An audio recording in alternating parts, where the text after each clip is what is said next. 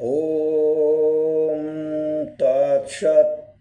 ওম তৎসৎ।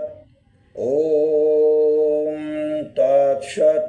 ওম গুরবে গৌরচন্দ্রায় রাধিকাयै তদালয়ে কৃষ্ণায় কৃষ্ণভক্তায় তদ্ভক্তায় নমো নমঃ। ওম বাঞ্ছাকল্পতরুভ্যশ্চ কৃপা সিন্ধুভ্যেব চ পতিতানাং পাবনেভ্যো বৈষ্ণবেভ্যো নমো নমঃ। ওম মূকং করোতি বাচালং পঙ্গুং লঙ্ঘয়তে গিরিম যৎকৃপাতমহং বন্দে পরমানন্দ মাধবম। ওম সপ্ত ঊর্ধ্বলোকায় সপ্ত নিম্নলোকায় বিশ্বদেবায় নমঃ। ওম নমো ভগবতে বাসুদেবায়। ফেসবুক লাইভে উপস্থিত আমার সুপ্রিয় বন্ধুদেরকে এই একাদশী তিথির শ্রীমদ্ ভগবদ গীতার মধুরতা আস্বাদন এই পর্ব থেকে সকলকে স্বাগত এবং নমস্কার জানাচ্ছি। আমি গৌরমোহন দাস। আমরা শ্রীমদ্ ভগবদ গীতার এই মধুরতা নিয়ে ফেসবুক লাইভে শ্রীমদ্ ভগবদ গীতার নবম অধ্যায়ের আলোচনা করার চেষ্টা করব। আচ্ছা, আমার সাথে এই মুহূর্তে আছে বিপুল মজুমদার। প্লিজ আপনি যদি একটু বলতেন যে আমি আসলে আমার কথাগুলিকে শোনা যাচ্ছে কি না। সেদিন এক লাইভে কথাগুলিকে যাচ্ছিল না, আমার খুব কষ্ট হয়েছিল পরে। তো আমরা আমাদের কথা শুরু করার পূর্বে এটাকে দেখতে চাই যে আসলে আমার কথাগুলি ঠিকমতো যাচ্ছে কি না। মঙ্গলাচরণ করেছি। প্রেক্ষিতটাও বলি যে আমরা প্রতি একাদশী তিথিতে, আর দিদি নমস্কার, সুবর্ণা তুমি বলো কথা যাচ্ছে। আর সেদিন মহারাজের এক লাইভ করেছিলাম, দুঃখের বিষয় আসলে কথাগুলি যাচ্ছিল না কেন জানি। তো যাচ্ছে তো কমেন্ট করো।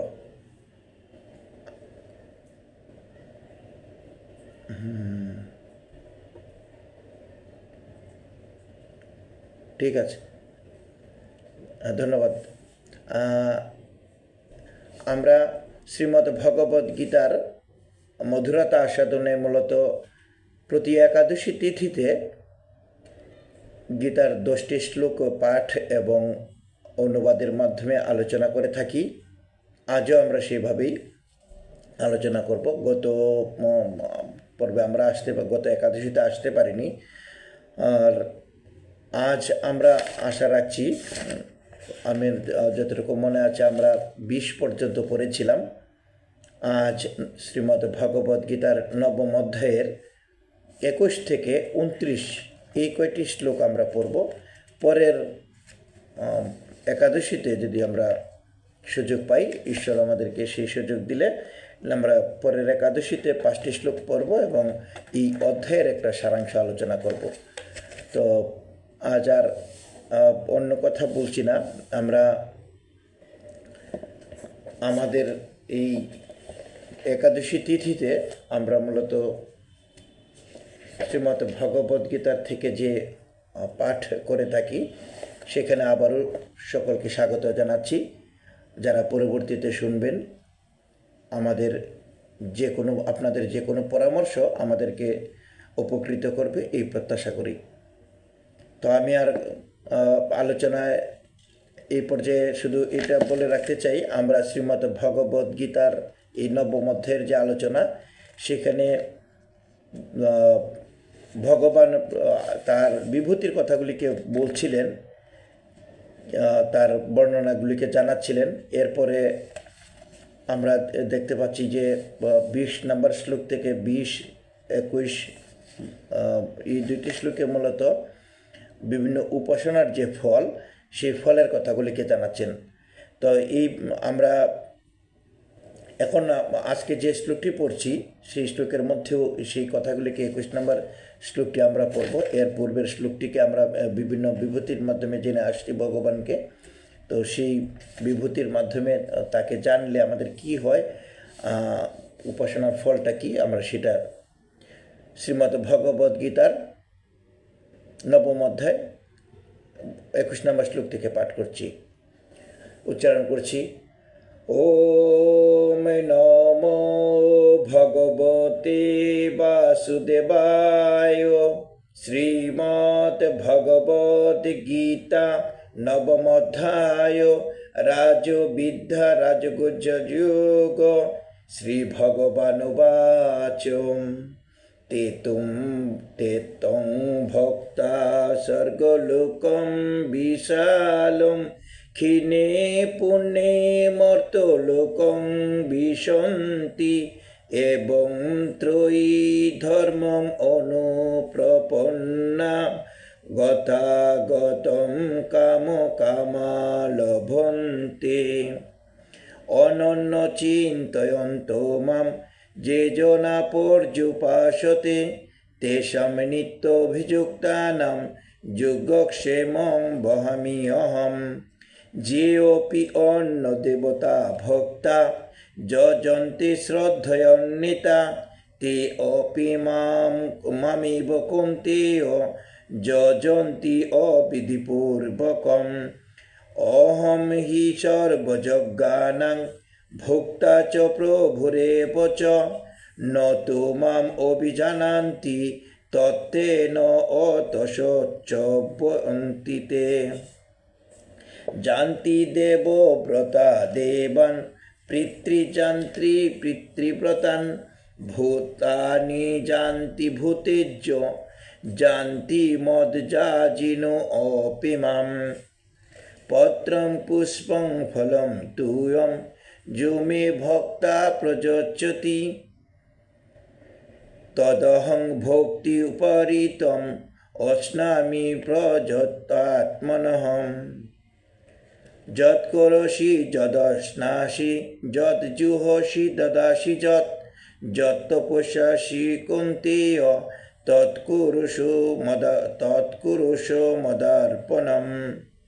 শুভ শুভ ফলৈরেকং মোক্ষসে কর্মবন্ধুনৈ সন্ন্যাসযোগযুক্তাত্মা বিমুক্ত মাম উপরেষ্যসে।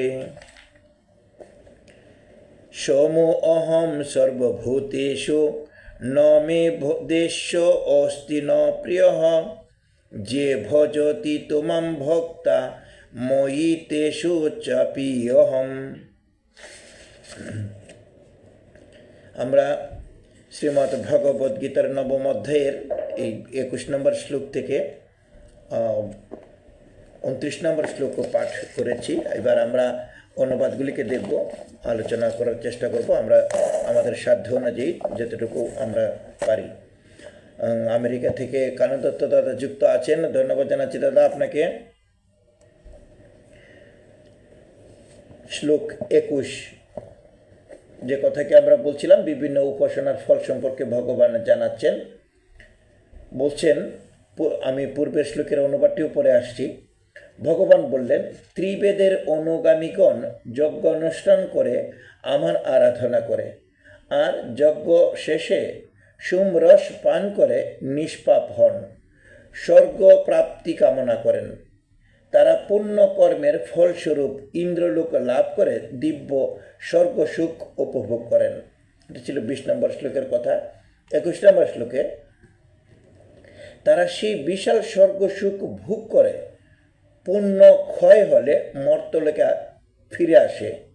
এভাবে বেদবিহিত ধর্মের অনুরাগী অনুগত ভোগী ও কামী ব্যক্তিগণ এই সংসারে বারবার যাতায়াত করে। বলছেন যে পুণ্যকর্ম শেষ হলে তেতুং ভুক্তা স্বর্গলোকং বিশালম, স্বর্গলোকে বিশাল আকারের হিসেবে বলা হয়েছে। সেখানে বলছে যে স্বর্গলোকে তারা পুণ্য ভোগ করে। পুণ্য ভোগ করা বলতে যে যতদিন তার আমরা জানি যে কর্মের ফল অনুযায়ী আমরা কর্মফল ভোগ করে থাকি। তো সেই অনুযায়ী আমাদের গতি হয়।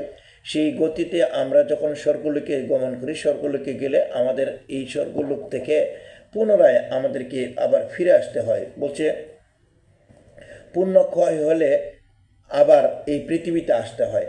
তাহলে এই পৃথিবীতে আসার মধ্যে আমাদেরকে আসলে কী লাভ?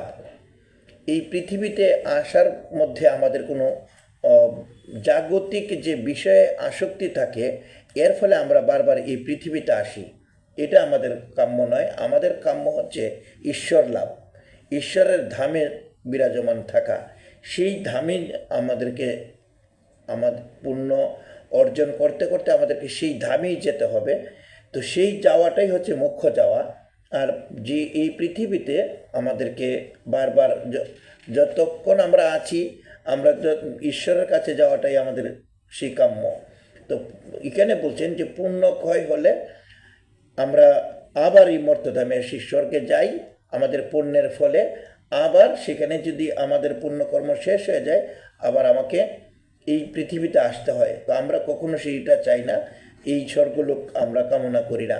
আমরা কামনা করি যেরকমভাবে আমাদের ঈশ্বরের কাছ থেকে আমরা অমৃতস্য পুত্র হিসেবে এই পৃথিবীতে এসেছি, তার কাছে ফিরে যাওয়াটাই আমাদের প্রত্যাশা।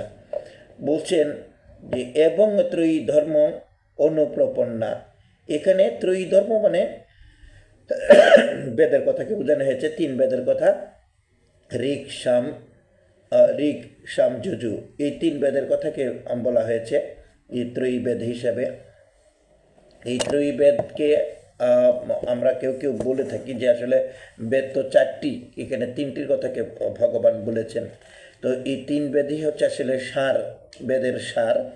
আর সেই কারণে ভগবান এখানে শুধু এই 3টি বেদের কথাকে উল্লেখ করেছেন। এবং পরের যে অথর্ববেদের কথাকে পরবর্তীতে কি বলে যে বিভিন্ন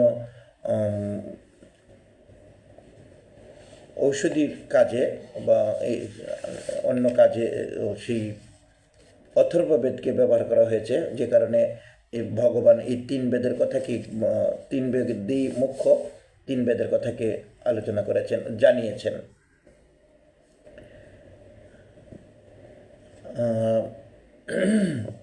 সেখানে এই স্বর্গপ্রাপ্তির সাধারণ কথাকে বর্ণনা করা হয়েছে। মানে বেদে সাধারণত যে কর্মকাণ্ড রয়েছে, সেই কর্মকাণ্ডের প্রত্যাশাই থাকে আসলে স্বর্গপ্রাপ্তি, স্বর্গের যাওয়ার কথা, কামনার কথা। সেই কামনার ফল হিসাবে স্বর্গপ্রাপ্তি হয়ে থাকে। আর বেদের মধ্যে কর্মকাণ্ড, আরেকটা হচ্ছে জ্ঞানকাণ্ড। জ্ঞানকাণ্ডের মধ্যে এই বিষয়গুলি নাই। ভগবানের সাথে কথা করার কথা বলা হয়েছে, কিন্তু কর্মকাণ্ডের মধ্যে এই প্রাপ্তির প্রত্যাশা থাকে। কিন্তু এই প্রাপ্তির প্রত্যাশাকে দূর করে আমাদেরকে অনন্য চিত্তে ভগবানের ভজন পূজন করতে হবে। এই কামনাকে পরিত্যাগ করে আমাদের বারবার এই জগতে আসা যাওয়ার যে কামনা, সেই কামনা লভন্তে, এই কামনাকে আমাদের পরিহার করে আমাদেরকে অনন্য চিত্তে ভগবানের উপাসনা করতে হবে। আর ভগবানের উপাসনা অনন্য চিত্তে করলে কি লাভ হয়, সে কথা আমরা পরের শ্লোকে জানব। আর এই বিষয়টাকে আমরা এটাকে বলতে চাই, এই কামনা আমাদের পেছনে লেগেই থাকে। যে পঞ্চপাণ্ডবদেরকে ভগবান কি না দিয়েছেন, তারা যা চেয়েছেন তার চেয়েও বেশি পেয়েছেন। ভগবান এরকমভাবে তাদেরকে সহযোগিতা করেছেন। তারা যখন আসলে যুদ্ধ করতে গিয়েছেন, যুদ্ধের কৌশল পর্যন্ত ভগবান শিখিয়ে দিয়েছেন। ভীম যখন যে কাজটি করেছে, তিনি হাতে সেই ইঙ্গিতগুলিকে করে সহায়তা করেছেন। তো এইরকমভাবে আমরা যখন ভগবানের সাথে যুক্ত থাকি, ভগবানের কাছে থাকলে ভগবান আমাদেরকে এইরকমভাবে সহযোগিতা করে থাকেন, যেরকমভাবে পাণ্ডবদেরকে বিপদে সহায়তা করেছেন। তো এই অনন্য চিত্তে কোন রকমের চিত্তটা? আমাদের চিত্তটা হতে হবে একদম ভগবানকে আশ্রয়, আর অন্য কোনো দিকেই আসলে আমাদের চাওয়া পাওয়ার যে আকাঙ্ক্ষা সেই দিকে আমাদের যেন মন না থাকে। সেই কথাটা কি এই ত্রয়ী বেদের ব্যাখ্যা বলতে গিয়ে ভগবান পরের শ্লোকে জানিয়েছেন। কি জানিয়েছেন? বলছেন ভগবান বলছেন, যেসব অনন্যচিত্ত ভক্ত সর্বদা আমার চিন্তা করতে করতে উপাসনা করে, আমাতে নিত্যযুক্ত, সেসব ভক্তের যুগ ও ক্ষেম আমি বহন করে থাকি। যুগ ও ক্ষেম বহন করে মানে যুগ, যে ভক্ত অনন্য চিত্তে, অন্য কোনো চিন্তা নেই, অন্য অন্যদিকে যার মন নাই, সেটি অনন্য, একদিকে মন, চিন্তা করে কাকে? ভগবানকে। ভগবানকে চিন্তা করলে ভগবান কি বলছেন, গ্যারেন্টি দিয়েছেন, যে এরকমভাবে গ্যারেন্টি দেয় আমাদের মানে ইন্স্যুরেন্স কোম্পানিগুলি আমাদেরকে বিভিন্ন গ্যারেন্টি দেয় যে কেউ যদি আমরা রোগগ্রস্ত হই কিংবা আহত হই, যে যেরকমভাবে ওই আমরা ইন্স্যুরেন্স করে থাকি, ইন্স্যুরেন্সের মধ্যে সেই চুক্তিতে সেই কথাগুলিকে উল্লেখ থাকে, সেই চুক্তির মতো তারা সহযোগিতা করে থাকে। তো ভগবানও এখানে একটা ভগবান আমাদেরকে গ্যারেন্টি দিয়েছেন। কি গ্যারেন্টি? বলছেন যে যে ভক্ত আসলে তার সাথে ভগবানের সাথে যুক্ত থাকে, ভগবান তার যুগ এবং ক্ষেম বহন করে থাকেন। যুগ হচ্ছে কোনো বস্তুর প্রাপ্তি, যে জিনিসটা আমি পাচ্ছি না, পাওয়াটাই হচ্ছে যুগ, আর সেই বস্তুরকে সংরক্ষণটাই হচ্ছে ক্ষেম। অর্থাৎ অপ্রাপ্তি বস্তুর প্রাপ্তি এবং সংরক্ষণ ভগবান করে থাকেন, এটাই যুগক্ষেম। তো বহামি অহম মানে আমি বহন করে থাকি। সেই বিষয়টিকে ভগবান আমরা যে ভগবান আমাদেরটা কিভাবে বহন করবেন বলছেন, যে মন দিয়ে ভগবানকে ডাকতে হবে। সারাক্ষণ যখন আমরা ভগবানের সাথে থাকবো, অনন্য চিন্তয়ন্তমাং, যে এই একমাত্র এই ভগবানের প্রতি আমার মনোনিবেষ্ট থাকবে, তবেই ভগবান আমাদেরকে সেই কাজটা করবেন। আর যুগক্ষেমের কথাকে আমরা আলোচনা করেছি, সেই রকমভাবে যুগক্ষেম বহন করে থাকেন। বিখ্যাত একটি মানে গল্প বা আলোচনা এই প্রসঙ্গে রয়েছে, যেটা আমরা অনেকের মুখ থেকে শুনেছি, তবু আমরা প্রসঙ্গক্রমে সেটা একটু স্মরণ করে দিচ্ছি মাত্র। যে জগন্নাথ মিশ্রের কথাকে আমরা জানি। জগন্নাথ মিশ্র অত্যন্ত দরিদ্র ব্রাহ্মণ ছিলেন। তিনি ভিক্ষায় জীবন ধারণ করতেন। তো তিনি যখন গীতাটা পড়ছিলেন, তিনি গীতা পড়তে পড়তে তিনি ভাবছেন যে ভগবান যুগ ও ক্ষেম বহন করেন, এই কথাটা তিনি বিশ্বাস, এই যুগক্ষেমং বহাম্যহম, এই কথাটা যুগক্ষেমংটা তিনি মানতে পারছিলেন না।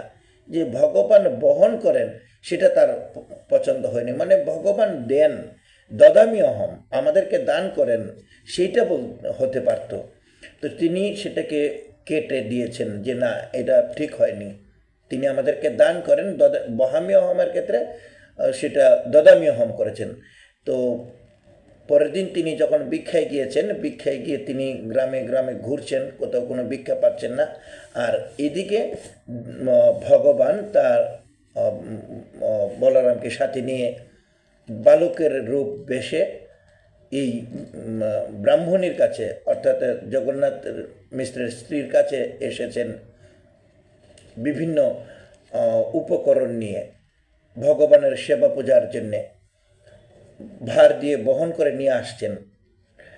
আসার পরে জগন্নাথ মিশ্রের স্ত্রী দেখলেন যে দুইটি ছেলে খুবই মানে পরিশ্রান্ত, এবং একটি ছেলের মানে ভগবানের পিঠ দিয়ে যখন তারা পেছন দিয়েছে, দেখলেন তাদেরকে আপ্যায়ন করার জন্য বলছেন, যে তারা বলছে যে না, আমাদের কাজ আছে, আমরা তো আসলে বহন করতে পারছিলাম না বলে আমাদেরকে প্রভু মেরেছেন। অর্থাৎ তিনি যে এই বহামি শব্দটাকে কেটে দধামি করে দিয়েছিলেন, সেই চিহ্নটা ভগবানের পিঠে রয়েছে, দাগ রয়েছে, কাটা, রক্ত ঝরে পড়ছে। তো তার ওয়াইফে যখন জিজ্ঞাসা করলো, জগন্নাথ মিশ্রের স্ত্রী যখন জিজ্ঞাসা করলো যে তোমাদের কি হয়েছে, তোমাদের পিঠে থেকে এরকম রক্ত বের হচ্ছে কেন, বলছে যে আমরা আসলে বোঝা বহন করতে পারছিলাম না বলে আমাদেরকে তিনি মেরেছেন। বলছেন যে না, এরকমটা তো তিনি করতেই পারেন না, তোমরা অপেক্ষা করো, আমি এবং আমি রান্নাবান্না করছি, তোমরা এই প্রসাদ নিয়ে যাবে। তারা ততক্ষণ পর্যন্ত আর থাকেনি। এসে জগন্নাথ মিশ্র যখন জিজ্ঞাসা করলেন তার স্ত্রীকে যে আজকে তো আমি ভিক্ষায় কিছু পাইনি, তুমি এত কিছু পেলে কোথায়, তখন দুই বালকের বর্ণনা, নেটওয়ার্ক সমস্যা করছিল একদম।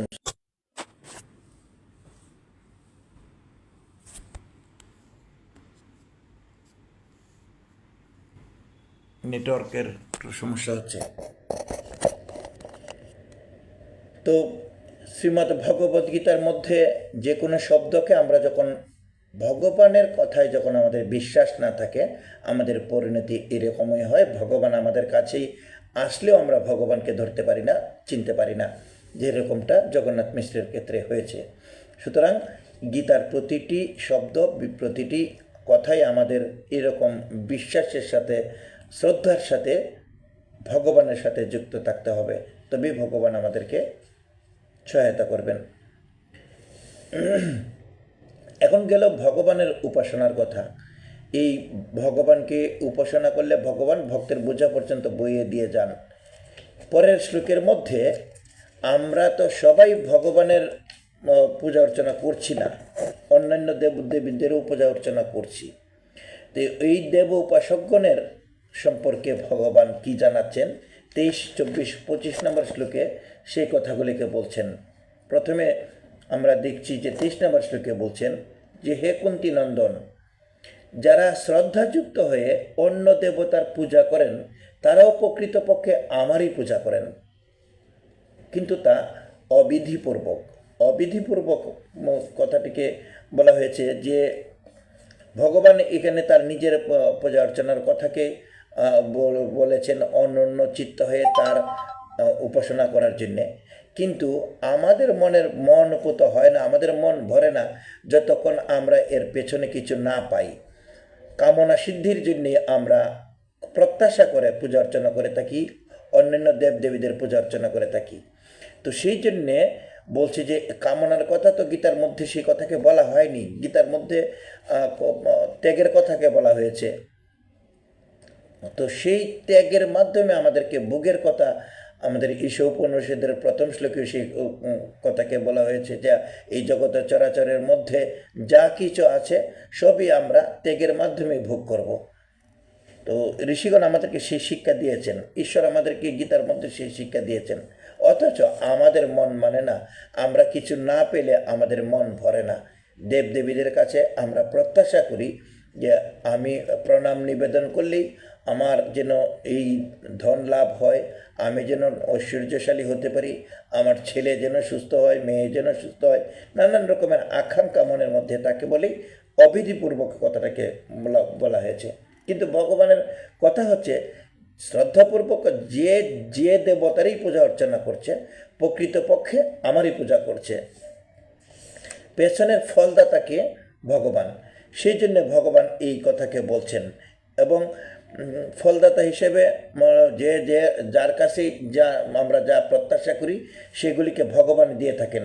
সেই কথাকে ভগবান কিন্তু এই শ্লোকের মধ্যে আলোচনা জানিয়েছেন। কত সেই শ্লোক নাম্বার 23 মধ্যে বলছেন প্রকৃতপক্ষে তারা আমারই পূজা করে থাকে, এবং 24 নম্বরে গিয়ে এই কথাটা বলছেন যে সর্বযজ্ঞের ভোক্তা, ফলদাতা, অধিকর্তা আমি, কিন্তু আমাকে যথার্থ রূপে না জানায় ফলে তাদের পতন হয়। কাকে না জানার ফলে? ভগবানকে না জানার ফলে। আমরা আমাদের কর্তব্য কর্মগুলি যজ্ঞ কর্ম, আমরা যা কিছু করছি ঈশ্বরের নিবেদন করে, যজ্ঞের কর্তা হিসেবে ভগবানকে নিবেদন করে যা কিছু আমরা করছি সেটাই যজ্ঞময় কর্ম। এই যজ্ঞময় কর্মের ফলদাতাকে ভগবান। তো এই ফলদাতা হিসেবে ভগবান বলছেন যে আমাকে যথার্থরূপে না জানার ফলে তাদের পতন হয়। কেন এই কথাকে বলছেন? কারণ যারা অন্য দেবদেবতাদের পূজা অর্চনা করছে তারা পক্ষান্তরে পূজাটা করছে, কিন্তু সরাসরি ভগবানকেও তো পূজা করতে পারেন। সেই জন্যে ভগবান এই কথাকে জানিয়েছেন। তো যেভাবে আসলে আমরা ভক্তেরও ধরন থাকে, ভক্তেরও আসলে কি বলে যে সব ভক্ত তো আর একরকম না, তাদের প্রার্থনা প্রত্যাশা ভিন্ন ভিন্ন হয়। অসুররা যেভাবে চেয়েছে মানুষরা হয়তো সেভাবে চায়নি। একটা শিশুর হাতে যখন মানে একটা ছুরি থাকলে বা ধারালো কিছু যখন থাকে, এটা বিপদের আশঙ্কা হয়, সে যে কোনো মুহূর্তে বিপদ ডেকে আনতে পারে। আর একজন ডাক্তারের কাছে যখন ছুরিটা থাকে, তখন আমরা জানি যে তার আমাদের কল্যাণার্থে উপকারের জন্যে অপারেশন করবে, সেই কারণে ডাক্তারের কাছে এই জিনিসটা থাকে। জিনিসটা একই, কিন্তু প্রয়োগটা ভিন্ন। ঠিক এইরকমভাবে অসুরেরা যেরকমভাবে প্রয়োগ করে, সাধারণ মানুষ তা প্রয়োগ করে না, ভক্তগণ তা প্রয়োগ করে না, ভিন্নতা রয়েছে। তো সেই জন্যে ভগবান মূলত তারকে পূজা করার জন্যে যে কথাগুলিকে বলছেন, অন্যান্য দেবদেবতাদের পূজা অর্চনার বিষয়ে ভগবান এখানে বলছেন যে আমি সকল যজ্ঞের ভোক্তা এবং ফলদাতা অধিকর্তা, ফলদাতা হিসেবে তিনিই রয়েছেন, কিন্তু তার আমরা জানি না বলে সেই রকমভাবে ফলটা পাচ্ছি। 25 নম্বর শ্লোকে বলছেন, যারা সকামভাবে দেবতার পূজা করে তারা দেবলোক প্রাপ্ত হন। যারা শ্রাদ্ধাদি দ্বারা পিতৃগণের পূজা করে তারা পিতৃলোক প্রাপ্ত হয়। ভূতগণের পূজকেরা যক্ষ রক্ষক বিনায়ক মাতৃকাদির পূজা অর্চনা করে ভূতলোক প্রাপ্ত হন, কিন্তু যারা আমার পূজা করে তারা আমাকেই প্রাপ্ত হন। এই শ্লোকের মধ্যে আমরা যে বিষয়টি দেখি, সেখানে ভগবান কি বলছেন, যে ভক্তের সঙ্গে ভগবানের একটা আদান প্রদানের কথাকে বলছেন। ভগবান আমরা যেভাবে পূজা অর্চনা করছি তিনি সেভাবে আমাদেরকে দিচ্ছেন। কীভাবে দিচ্ছেন বলছেন, যে যারা পিতৃপুরুষের দেবতাদের পূজা অর্চনা করে তারা তার দেবলোকে যান, দেবলোকে গমন করে থাকেন। যে যে যে যাকে আমরা ভালোবাসি সেই দেবলোকে যাই।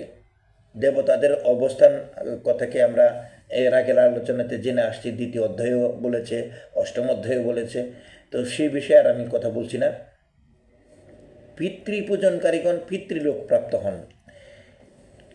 এর জন্যে পিতৃলোক প্রাপ্ত হন বলতে আমরা আমাদের শ্রাদ্ধ তর্পণাদি বা পিতৃপুরুষদের যে উদ্দেশ্যে যে যজ্ঞ করে থাকি সেটা হচ্ছে পিতৃযজ্ঞ। সেই আমাদের ঋণ পরিশোধের জন্য যে আমরা 5টা ঋণ নিয়ে জন্মগ্রহণ করি, সেই ঋণ পরিশোধের একটা হচ্ছে এই পিতৃঋণ। তো পিতৃঋণের মাধ্যমে আমরা সেটাকে করব। কিন্তু ভগবান এই কথাকে আসলে কেন বলছেন যে মৃত্যুর পরে তারা পিতৃলোকে যান? এই কথার অর্থ হলো যে পিতৃলোক প্রাপ্ত হলে আমাদের তো পুণ্যকর্ম বা ঈশ্বরের ফলের আমাদের একরকম নয়। আমরা একজন এক এক রকমের ফলের প্রত্যাশা করে থাকি, এবং আমাদের পুণ্যকর্ম সেই স্তরে যে যার স্তরের মধ্যে রয়েছি সেই রকমভাবে আমরা পূজা অর্চনাকে করি বলে আমরা সেই লোকে গমন করি। কিন্তু সেখান থেকে যেরকমভাবে আমরা প্রথম আজকের যে 21 নম্বর শ্লোকেই সেই কথাকে আমাদেরকে ভগবান জানিয়েছেন যে আমাদের যখন পুণ্যকর্ম শেষ হয়ে যায় আবার আমাদেরকে পৃথিবীতে ফিরে আসতে হয়। তার জন্যে আমরা কি আসলে এই পিতৃলোকের ভজনা দেবতার পূজা অর্চনা আমরা সেগুলি ছেড়ে দিব? না, কখনোই না। তা ছেড়ে দেওয়া কথা কখনো ভগবান এই কথাকে বলেননি। তবে হ্যাঁ, উন্নত স্তরে ভক্তগণ পূজা অর্চনা করতে করতে ঈশ্বরকে জানার মাধ্যমে, দেবদেবীদেরকে জানার মাধ্যমে, পিতৃলোকের জানার মাধ্যমে কোনটাকে তার ভালো, কোন স্তরে তাকে উন্নীত হতে হবে সেটা তিনি নিজেই চিন্তা ভাবনা করবেন। সেই জন্যে কেউ কাউকে কোনো পূজা অর্চনায় বা কখনো ওই পুণ্যকর্মে বাধাগ্রস্ত করা উচিত নয়। এই কথা শ্রীমদ্ ভগবদ্গীতার 3য় অধ্যায়েও ভগবান বলে এসেছেন, 5ম অধ্যায়ে এর কথাকে রয়েছে। সুতরাং এরকমভাবে আমরা ভগবানের কাছ থেকে পেয়ে থাকি। ভক্তগণ ভগবানের সাথে এরকম আদান প্রদান করেন।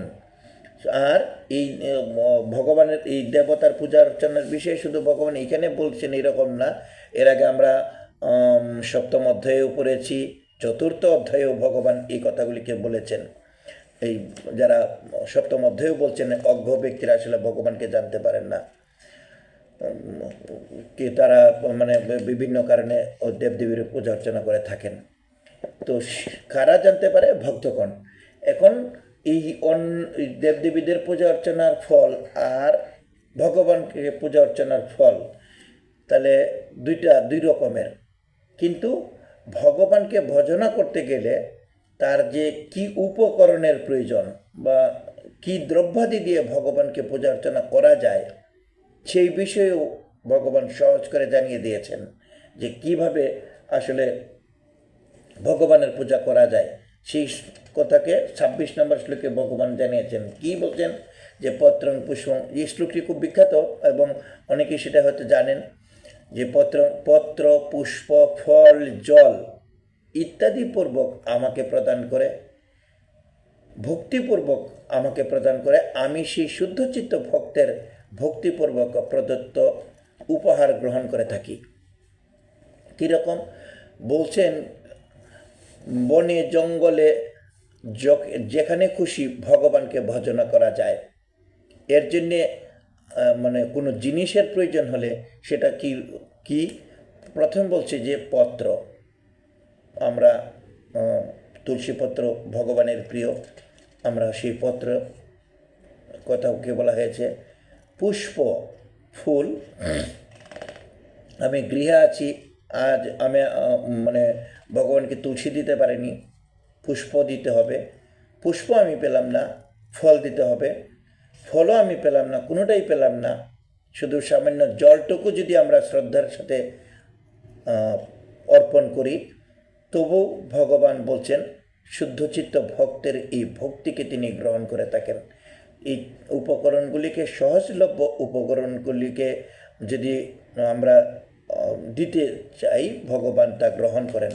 তো ভগবানের পূজাটা কতটুকু সহজ এই কথাকে আসলে ভগবান আমাদেরকে বুঝিয়েছেন। অর্থাৎ আমাদের প্রয়োজনটা কি? ঘরে বসেই ভগবানকে মন প্রাণ দিয়ে ভজনা করা। আর এই ফলের কথাকে বলছেন যে এখানে পত্র পুষ্প ফল জলের কথাকে ভগবান উল্লেখ করেছেন। আসলে ভগবান এই সমস্ত কিছু গ্রহণ করেন না, এর চেয়েও সহজ কিছু গ্রহণ করেন। কিভাবে? যদি ভক্তি থাকে। এর প্রমাণ কি? প্রমাণ হচ্ছে আমরা কি বলে মহাভারতে সেটা পাই। বিদুরের স্ত্রী অত্যন্ত ভক্তিমতী ছিলেন, ভগবানকে মানে খাওয়ানোর জন্য দুর্যোধন বহু পদের রান্না করেছিলেন, কিন্তু দুর্যোধন সর্বদা অহংকারী। তো অহংকারের সাথে কোনো কিছু অর্পণ করলে ভগবান তা গ্রহণ করেন না, সেই কথাকে আমাদেরকে বুঝিয়েছেন ভগবান। এই দুর্যোধনের এই আপ্যায়নের কথাকে দূর ঠেলে দিয়ে কেন তার গৃহে খায়নি। কোথায় গেলেন হচ্ছে যে বিদুরের গৃহে। বিদুরের স্ত্রী ভগবানকে দেখেই আনন্দে আহ্লাদিত হয়ে পড়েছেন। তিনি কোথায় বসতে দেবেন, কি করবেন, আসলে কিছুই খুঁজে পাচ্ছিলেন না, ভেবে পাচ্ছিলেন না। শেষ পর্যন্ত কি হয়েছে? তিনি তার ঘরের মধ্যে এরকম দ্রব্যাদিও ছিল না, ভগবানকে দেওয়ার মতো কিছুই ছিল না, ছিল একটা মাত্র কলা। তো সেই কলাটাকে তিনি দিতে গেলেন, ফল, ওই যে ফল গ্রহণ করেন ভগবান, দেখেন ফলটাই গ্রহণ করে কিনা। তো বিদুরের স্ত্রী আনন্দ এতটাই পেয়েছেন যে তিনি ভগবানকে দিতে গেছেন কলা, কিন্তু কলার শ্বাসটুকুকে ফেলে দিয়ে বাকলটুকু ভগবানের মুখে ধরেছেন। ভগবান আনন্দে সেটাই গ্রহণ করেছেন। সুতরাং আমরা দেখি যে এখানে যে পত্র পুষ্প ফল জলের কথাকে বলা হয়েছে শুধু সেই রকমটাই নয়, প্রয়োজন হচ্ছে ভক্তি না থাকলে ভগবান সেখানে থাকেন না। যুধিষ্ঠির যখন আসলে কি বলে যে যুদ্ধ করতে চাইছেন না। তারা সহজভাবে বলেছেন যে আমাদেরকে শুধু 5টা গ্রাম দিলেই হবে, আমরা সেই গ্রামগুলিকে নিয়েই থাকবো। কিন্তু দুর্যোধন আসলে সেটা মেনে নিতে পারছিলেন না। ভগবানকে দূত করে পাঠিয়েছিলেন। যখন ভগবানকে দূত করে পাঠিয়েছিলেন, দুর্যোধন সেখানেও ভগবানের সাথে চতুরতা করে ভগবানকে বন্দি করতে চেয়েছিলেন, মানে খাবারের সাথে বিষ দিতে চেয়েছিলেন। এই রকম দুর্বিসন্ধি হিসাবে দুর্যোধন কাজ করেছিলেন, কিন্তু কোনোটাতেই সফল হতে পারেনি। তো যে কারণে যুদ্ধটা অনিবার্য হয়ে যায় এবং যা পরিণতি হওয়ার, তারা এই মানে সমূলে বংশই ধ্বংস হয়, শত ভাই মৃত্যুবরণ করে থাকে। তো ভগবানের সাথে সেই রকম অহংকার থাকলে, কোনো কিছু থাকলে সেটা হবে না। আমরা ভগবানের এই পছন্দের জিনিসটাকে আমরা দেখলাম যে পত্র পুষ্প ফল জল ভগবান বুঝিয়েছেন। আমরাও সেটা কি করে থাকি, আমাদের গৃহে যখন ওই যে সামনে আসতেছে জ্যৈষ্ঠ মাসে জামাই ষষ্ঠী, জামাই যখন তার শ্বশুরবাড়িতে যায়, সেখানে গেলে পরে আমরা প্রিয় জিনিসটাকে, জামাইয়ের প্রিয় জিনিসটাকে দেওয়া হয়, খেতে দেওয়া হয়। সেই রকমভাবে সামর্থ্য অনুযায়ী আমাদেরকে ভগবান সহজলভ্য জিনিসটাকে সহজ উপকরণ হিসেবে তার প্রিয় জিনিসকে বর্ণনা করেছেন এই 26 নম্বর শ্লোকে। 27 নম্বর শ্লোকে গিয়ে বলছেন, শুধু এইগুলিকে তো বলেছেনই যে সহজলভ্যভাবে পূজা করার জন্যে, পরে বলছেন যে তুমি হে কুন্তীয়, তুমি যা কিছু করো, যা কিছু খাও, যা কিছু তুমি যজ্ঞ করো, হোম করো, দান করো, যা কিছু তুমি তপস্যা করো, সমস্তই আমাকে অর্পণ করো। যা কিছু করছে তুমি, মানে এই পত্র পুষ্প ফল জল না, যা কিছু তুমি করছো সবই তুমি আমাদেরকে অর্পণ করো। আমি ডাল যা কিছু আমরা খাচ্ছি সেগুলি আমরা কি করব, ভগবানকে অর্পণ করব। নেটওয়ার্কের বিঘ্ন হচ্ছে, নেটওয়ার্কটা চলে যাচ্ছে মাঝে মাঝে, যে কারণে এরকমটা হচ্ছে। তো ভগবানকে অর্পণ করলে কি হয়, যে ভাত খাচ্ছি, ডাল খাচ্ছি, আমরা সেটা যদি ভগবানকে অর্পণ করি, তাহলে সেটা কি হয়ে যাবে, প্রসাদ হয়ে যাবে।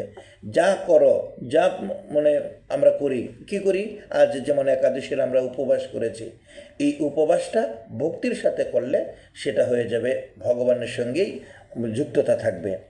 আমরা যখন জল নিবেদন করে আমরা গ্রহণ করব, সেটা হয়ে যাবে চরণামৃত। আমরা যখন কোথাও ভ্রমণ করব, আমাদের পদব্রজে যাব, সেখানে যদি আমরা তীর্থে ভ্রমণ করি, আমাদের পদচালা যদি মঠ মন্দিরে হয়, সেটা হয়ে যাবে তীর্থ ভ্রমণ। আমরা যখন আসলে কীর্তন করি না, আমরা গান গাই, সেই গান গাওয়াটাও ঈশ্বরের সাথে যুক্ত থাকে যদি সেটা আমরা কীর্তন পরিবেশন করি, ভক্তিগীতি পরিবেশন করি। এই রকমভাবে ঘরে বসে ভগবানকে আমরা যা কিছু করছি, সেবা করছি, সব কিছুই ভগবানের সাথে যুক্ত থাকা যায়। এখন তো সবচেয়ে বেশি মানুষ আমরা সবচেয়ে মোবাইলে আসক্ত, আমাদের সামাজিক যোগাযোগ মাধ্যমগুলিতে আসক্ত, এটা প্রতিনিয়ত আমাদের সাথে থাকে। এটাকেও আমরা ভগবানের সাথে যুক্ত করতে পারি। যদি আমি ফেসবুক দেখছি, আমি গীতার কথাকে পড়ছি, ধর্মীয় গ্রন্থাদি পড়ছি, কিংবা আমি গুগলে আমি সার্চ দিয়ে কোনো একটা ধর্মীয় গ্রন্থ পড়ছি, সেইটা যখন আমরা করি, সেটা হয়ে যায় ওই ভগবানের কর্ম, ভগবানের সাথে যুক্ত থাকা। এই কথাগুলিকেই ভগবান যৎ করেছি যৎ অশ্নাসী, যৎ জুহসি দদাসি যৎ। আমরা যা কিছু করছি, যা কিছু খাচ্ছি, যা হোমযজ্ঞাদি করছি, দান করছি, সব তপস্যা ভগবানে অর্পিত হয়ে যায়। এরপরে 28 নম্বর শ্লোকে গিয়ে ভগবান এইভাবে সব কিছু কর্ম ভগবানকে দিলে ভগবান কি আমাদেরকে দিবেন, ভগবান আমাদেরকে কি দেন, সেই কথাগুলিকে ভগবান আমাদেরকে সেই কথাগুলিকে জানিয়ে দিয়েছেন পরের শ্লোকে। বলছেন, এইভাবে সর্বকর্ম আমাতে অর্পণ করলে শুভ ও অশুভ সমস্ত কর্মের ফল থেকে মুক্ত করব, এবং আমাতে সর্বকর্ম সমর্পণ রূপ যুগে যদি তুমি যুক্ত হও, তাহলে তোমার কর্মবন্ধন থেকে মুক্ত হয়ে আমাকেই প্রাপ্ত হবে। ভগবান বলেছেন, দেখার বিষয় এখানে একটা গুরুত্বপূর্ণ, বলছেন যে সকল কর্ম আমাকে অর্পণ করলে শুভ এবং অশুভ সমস্ত কর্মের ফল থেকে মুক্ত করব। আচ্ছা, অশুভ কর্ম থেকে আমাদেরকে মুক্ত করবেন এটা আমরা বুঝি, যে খারাপ কাজ করলে আমাদেরকে ভালো করে দিবেন ভগবান, এই কথাকে বলছেন। কিন্তু বলছেন যে শুভ কর্ম সমস্ত ফল, যদি শুভ কর্মের ফল আমরা যদি ভগবানকে অর্পণ করি সেখান থেকে মুক্ত দেন। শুভ কর্মটা কীভাবে আসলে আমাদেরকে মুক্ত করবেন? হ্যাঁ, এই বিষয়টা হচ্ছে যে আমরা ভগবান মূলত ভক্তির সাথে বাধা। শুভ কর্মটাও আমাদের কখনো কখনো ভক্তিপথের বাধা হয়। কীভাবে?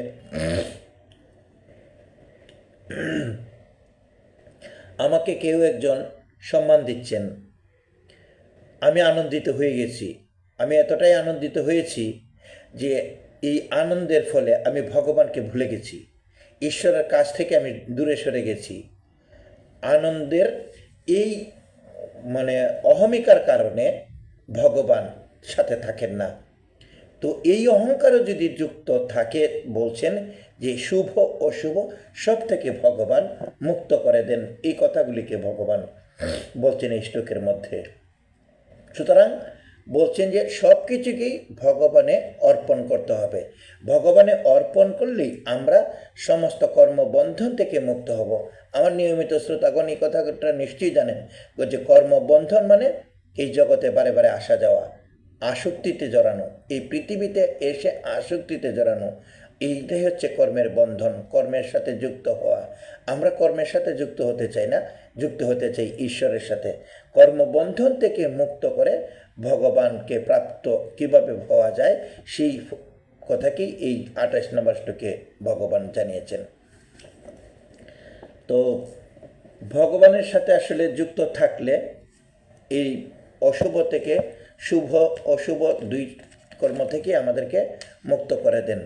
কিন্তু পরের শ্লোকের মধ্যে এই অর্পণের ফলে যে বন্ধন থেকে মুক্ত করবেন ভগবান বলছেন, আসলে কি তাই? ভগবানের কোনো প্রিয় অপ্রিয় কেউ আছে কি না, সেই কথাগুলিকে আমরা দেখব পরের শ্লোকের মধ্যে।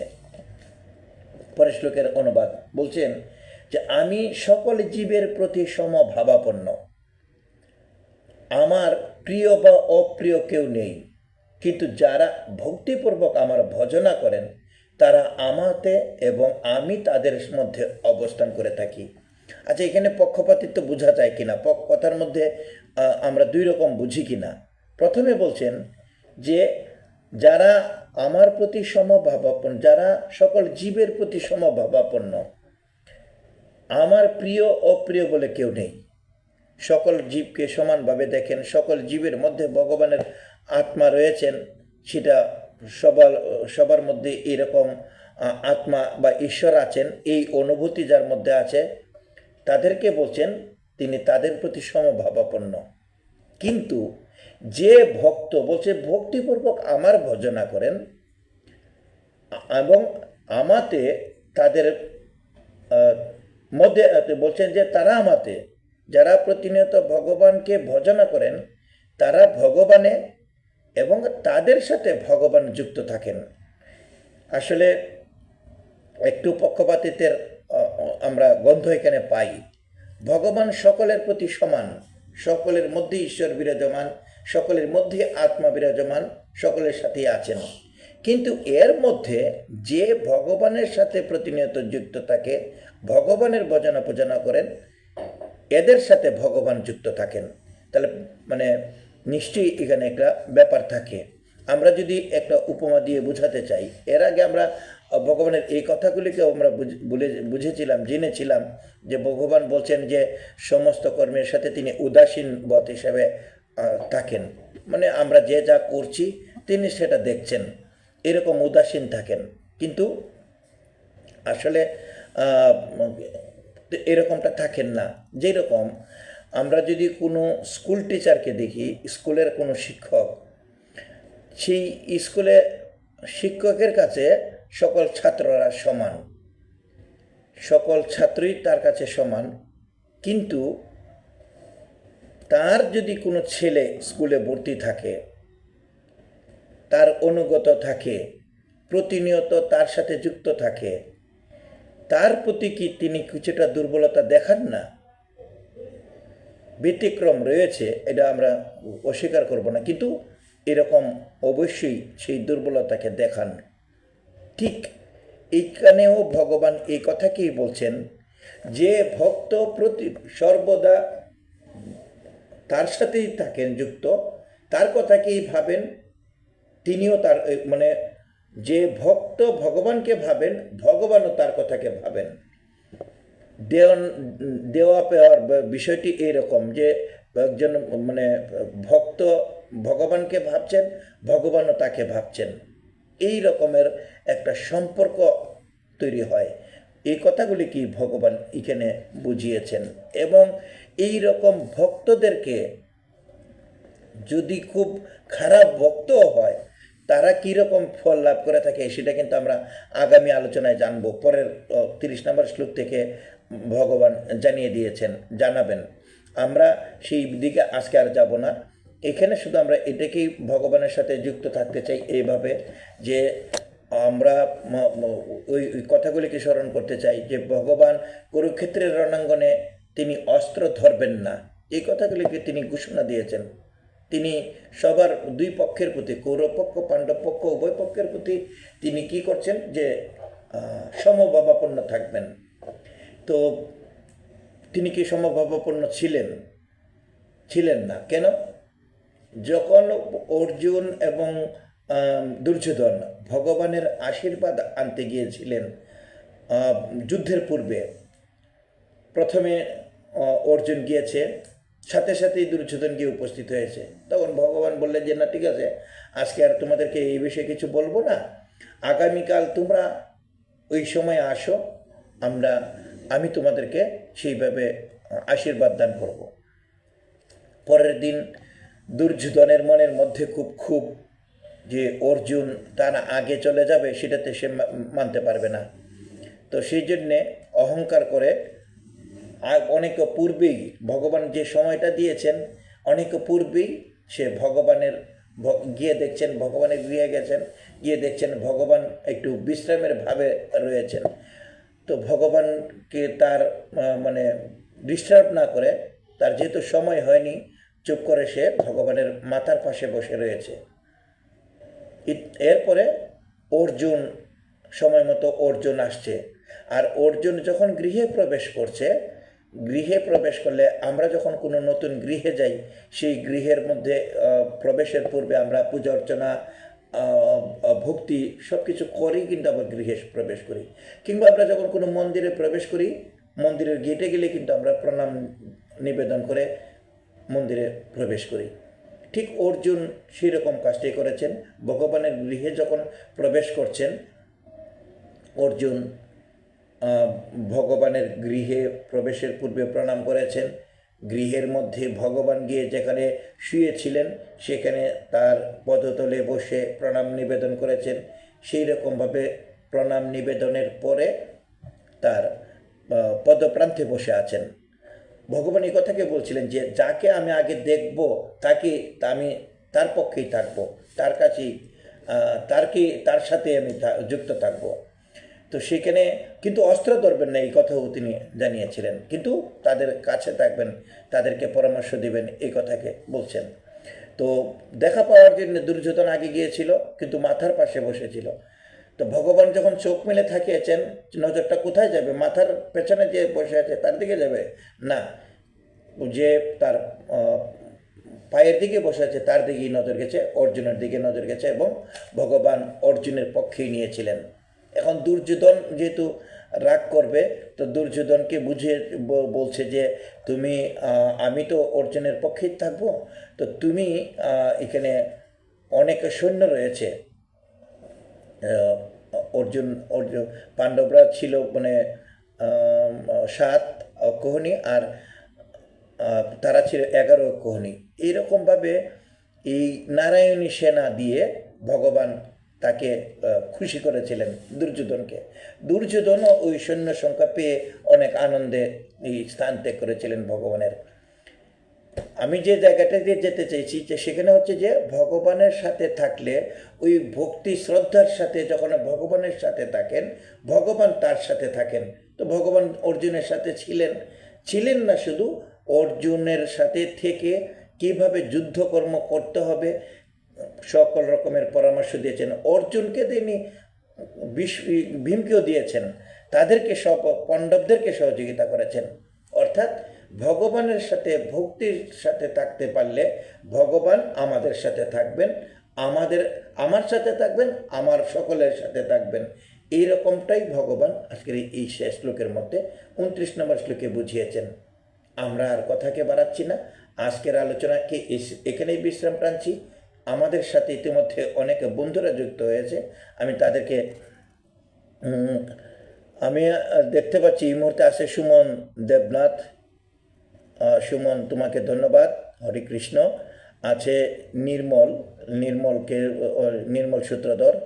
বন্ধু, তোর পঞ্জিকা নিশ্চয়ই পেয়েছিস, তুই পঞ্জিকার কোনো পোস্ট দিলি না, আমি তো অবাক হলাম। আচ্ছা, রানা প্রতাপ আচার্য চাঁপাইনবাবগঞ্জ থেকে, বন্ধু ধন্যবাদ। ধিতান রয়েছে সিলেট থেকে, ধিতানকে ধন্যবাদ।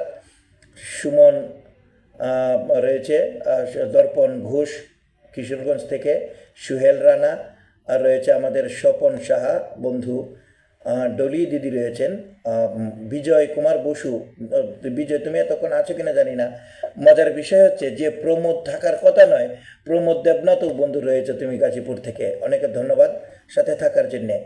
মতিলাল গুপ রয়েছ, মতিলাল গুপকে ধন্যবাদ।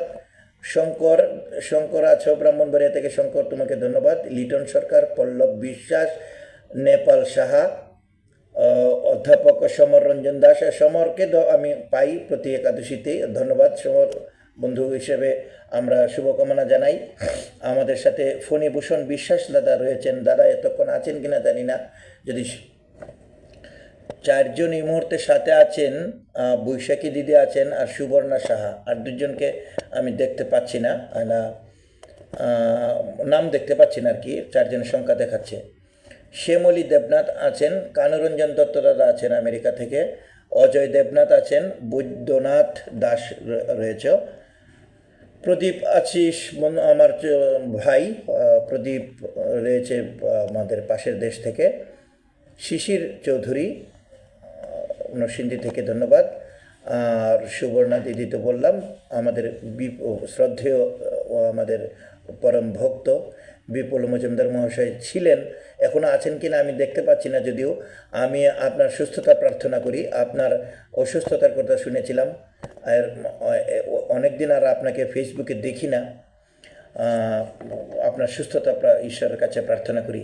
রিঙ্কি রায়, তোমার আসল নামটাকে যে আমরা ভুলেই যাব, তুমি তোমার ওই নাম দিয়ে সেইটাকে ভুলিয়ে দিবে। আমরা ভুলে যেতে চাই না তোমার পুরান নামটা, এই জন্যে তোমার পুরান নামটা সহ নতুন নামটাকে উচ্চারণ করলাম। ধন্যবাদ জানাচ্ছি। নবীনগর থেকে দেখছি দাদা রতনচন্দ্র দাদা বলছেন, ধন্যবাদ দাদা। গতকাল আপনার পোস্টও অনেক সুন্দর হয়েছে, শিবশঙ্কর চক্রবর্তী মহোদয়কে নিয়ে আপনারা যে এইরকম পোস্ট করেন, তা আমরা অধ্যাপক সমরেও পোস্ট করেছিলেন, সমরকেও ধন্যবাদ জানাই। বিশ্বনাথ বণিক দাদা আছেন আমাদের গাজীপুর থেকে, একজন ভাগবত আলোচক, আমরা কৃতজ্ঞতা জানাচ্ছি। আছেন আমাদের রেখারানী গুণ দিদি, বীর মুক্তিযোদ্ধা রেখারানী গুণ, অনেকে ধন্যবাদ দিদি আমাদের সাথে যুক্ত থাকার জন্যে। আর সকলেই এরকম কমেন্ট, মানে উত্তর দেওয়ার মতো বা আলোচনা করার মতো কমেন্ট নয়। জয় গীতা, হরে কৃষ্ণ, জয় শ্রীকৃষ্ণ, এইরকম কমেন্টে আছে। এরকম আলোচনা করার মতো কোনো কমেন্ট না থাকায় আমরা আলোচনা করছি না।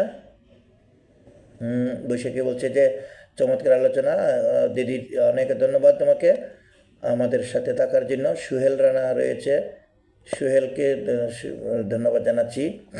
সবাইকে ধন্যবাদ। দর্পণ ঘোষ, দর্পণ এই মুহূর্তে তুই আছিস কিনা আমি আসলে ওয়াচিংয়ে দেখছি, কিন্তু সব বুঝি না।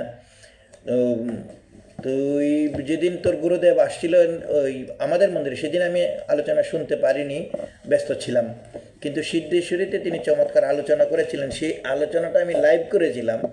কিন্তু দুর্ভাগ্য হচ্ছে যে আসলে সাইলেন্ট মোডে ছিল, যে কারণে কেউ আমার আলোচনা শুনতে পায়নি, এবং সেটাও প্রায় শেষের দিকে, প্রায় যখন ৪৫ মিনিট অতিক্রম হয়েছে সেই সময় একজনের কমেন্ট ছিল যে সাউন্ড, একজনের বলতে আমাদের সুনন্দচন্দ্র দাস দাদা কমেন্ট করেছিলেন।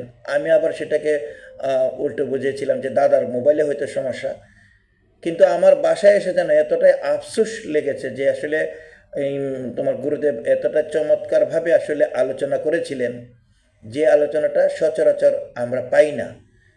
তিনি আমাদের মানুষের সাথে পশুর পার্থক্য যেভাবে আসলে তুলে ধরেছিলেন, আমরা এইভাবে আসলে আমি আর এর আগে জানতাম না এই পদ্ধতিটা। তো আমার খুব আফসোস হয়েছিল যে আসলে পরবর্তীতে শুনতে না পারার জন্য। তো এই জন্যই রেকর্ডিংটা করেছিলাম। তো যাই হোক, তোর গুরুদেবের সাথে তোর কথাও বলেছি, যখন ছবি উঠিয়েছিলাম তোর কথা আলোচনা করেছি, যে দর্পণ হচ্ছে শাকারি বাজার আসছিল, তখন আপনার সাথে দেখা করে গেছে, হ্যাঁ বলতে যে হ্যাঁ আমি চিনেছি, ধন্যবাদ জানিয়েছে। তো ঠিক আছে দর্পণ, সবাইকে ধন্যবাদ। আমরা ঈশ্বরের কাছে সবার মঙ্গল প্রার্থনা করছি, উচ্চারণ করছি। ওম সর্বেষাং মঙ্গলাং ভূয়াৎ, সর্বে সন্তু নিরাময়াঃ, সর্বে ভদ্রাণি পশ্যন্তু, মা কশ্চিৎ দুঃখ ভাগ ভবেৎ। ওম শান্তি শান্তি শান্তি। জয় গীতা, জয় শ্রীকৃষ্ণ। ঈশ্বর সকলের মঙ্গল করুন। শুভরাত্রি।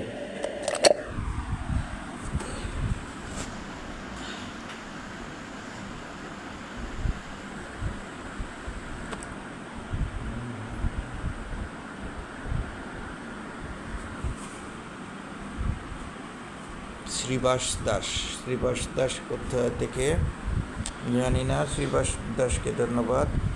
আরও আসলে অনেকে অজয় দেবনাথ দাদা ছিলেন, অজয় দেবনাথ দাদাকে ধন্যবাদ। আমি তো সেই রকম কমেন্ট যারা করে তাদেরটাই দেখতে পাই, আর অন্য দেখতে পাই না। ওকে, ভালো থাকো বৈশাখী এবং সুবর্ণা। কৃষ্ণময় শুভরাত্রি।